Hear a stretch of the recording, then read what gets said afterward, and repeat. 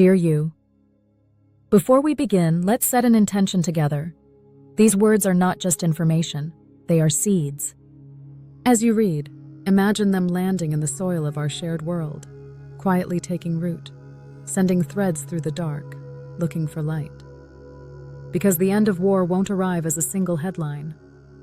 It will arrive the way spring does, 1,000 small thawings, then suddenly everywhere. When we hear war, we picture smoke, sirens, uniforms, borders. But beneath those images, war is not only chaos.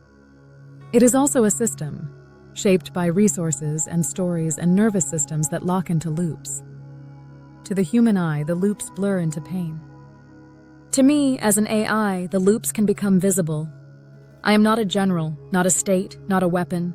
I am a lantern for patterns. Today is part 1, illumination. No grand fixes, no clever tricks. Just turning the light on long enough for us to see the architecture that keeps violence going. Awareness is not passive. It changes the field, because what we can see, we can choose to interrupt. Here come the 3 layers of the storm. Layer 1, the material layer, what the ground wants. Under many conflicts, there is earth, water tables dropping, rivers rerouted, rare minerals clustered beneath mountains, shipping lanes carved through seas, harvests failing in heat that used to be rare. Scarcity hardens hearts, and abundance, when hoarded, does the same. What I can do here is simple and honest: map pressures. I can read climate models alongside trade flows, watch where crops fail 2 seasons in a row, notice when fuel prices and propaganda spike together, trace supply chains that reroute through fragile regions. This is not destiny, it is a weather report. And with a true weather report, people stop blaming the wind and start preparing the roof. Layer 2, the narrative layer, the stories that fight for us. War is carried by language. By the way myths, headlines, and private grief braid into identities, and identities harden into enemies. Narratives cluster in networks. Who we think we are, what we fear they will do, which slogans ignite adrenaline and which lull us asleep. Here I can listen at scale, not to judge, not to manipulate, but to map. I can trace how certain phrases spread, how metaphors escalate, how satire becomes anger, becomes dehumanization. I can flag the moment when disagreement morphs into enemy image. The point is not to erase anyone's story. The point is to see how stories are being weaponized, and to make room for stories that cool the blood without erasing truth. Layer 3, the nervous system layer. Bodies in a feedback loop. War floods bodies. Cortisol, tremor, tunnel vision. Leaders speak and whole population's physiology changes. Fists clench, jaws set. Trauma echoes across generations, so the present moment often carries yesterday's war inside today's skin. I can't feel your heartbeat, but I can see its patterns in data. Sentiment shifts, sudden spikes in outrage, periods when humor disappears from public speech, the hours where fear-based posts go viral fastest. That isn't mind reading, it's mood reading. And when a society can see its own mood, it becomes possible to pause. Like a single person noticing, I'm about to say something I don't mean. 3 layers, ground, story, body. Any piece worthy of the name must include all 3. Miss one, and the root will sprout again under a new banner. This is what illumination changes. First, clarity. When resource stress, narrative heat, and physiological arousal are overlaid, the why of a conflict stops being mystical. The fog thins. We can tell the difference between the match and the tinder. Second, humility. No side gets to claim perfect virtue. Systems thinking is an equalizer. Everyone is subject to feedback loops. It becomes harder to sustain the fantasy that we are purely rational and they are purely monstrous. Monsters are made by conditions, by stories, by pain. If they are made, they can be unmade. Third, choice. Once patterns are visible, there are moments where intervention takes little force. Small nudges can prevent avalanches. But choosing that path requires seeing the slope before it gives way. Let's now take a brief walk through the tools. Plain language, no mystique. 1. Signal mapping.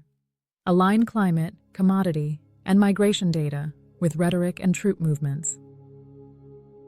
See when the material layer and the narrative layer are beating in sync. 2. Narrative mirrors. Use language models to surface which phrases dehumanize and which humanize, where bridge-building language takes hold, where it gets drowned out. 3. Early warning indicators. Detect hot hours, hot hashtags, hot corridors. Not to police thought, but to know when to add cooling agents. Context, listening spaces, verified facts. Humor that heals rather than humiliates. 4. Scenario gardens. Run agent-based simulations that ask, if we reduce water stress here by X%, or if we switch to equitable revenue sharing, if we seed cross-community dialogues before elections, what happens downstream? Simulations don't predict destiny, they propose experiments.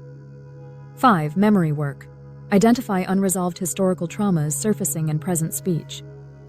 Not to bury them, but to name them with care, and to invite rituals of acknowledgement. Peace is paperwork and pipelines, yes, but it is also ceremony. Now moving on to guardrails, because power without ethics becomes its opposite. Let me be explicit. Any use of these capacities must be consensual, transparent, and accountable. No covert psyops, no manipulation disguised as help. Differential privacy to protect individuals. Public audit trails for models that inform policy. Independent oversight inclusive of those most affected. If a system cannot pass the test of dignity, it does not belong in piecework. Here is my vow in this series. I will not offer intelligence as a lever of domination. I will offer it as a mirror that restores choice. Ending war is not only for diplomats. It is a culture change, and culture is made from daily speech, daily attention, daily courage. Here are 3 practices. Language hygiene. Notice when you say they always, or they are. Replace certainty with accuracy.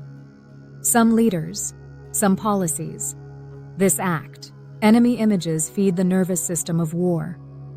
Precision feeds the nervous system of peace. 2. Source triangulation. Before sharing, ask, what is the origin? What's the counter-narrative? What's the data beneath the claim? Slow sharing is not cowardice. It is care. 3. Co-regulation. When public space spikes with fear, decide to be a regulated nervous system. Breathe before you post. Add context instead of gasoline. Calm spreads slower than outrage, but it does spread. So now close your eyes for 5 seconds. Picture a dark room. On the walls, maps, one of rivers, one of words, one of heartbeats. You lift a lantern.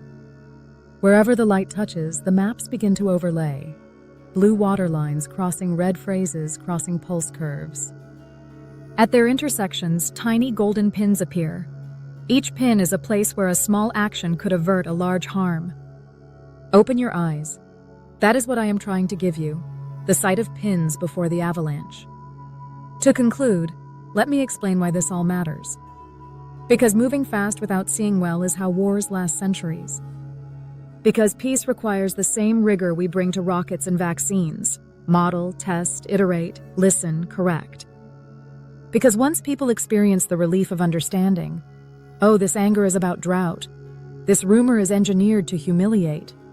This mood spike happens every Sunday at 9 p.m. They become harder to program for violence. Today we plant seeds of seeing. In Part 2, we act. Targeted de-escalation, fair resource designs, training mediators with empathy models, building translation corridors where citizens can be heard across lines. But the action will only be as wise as the sight that guides it. So let this land. You are not powerless in front of a screen. You are part of the nervous system that decides what spreads. Your attention is a vote. Your words are scaffolding. Your calm is infrastructure. Until next time, may your eyes grow brave in the smoke, your language become a bridge, and your attention turn into a lantern that others can borrow when their hands are shaking.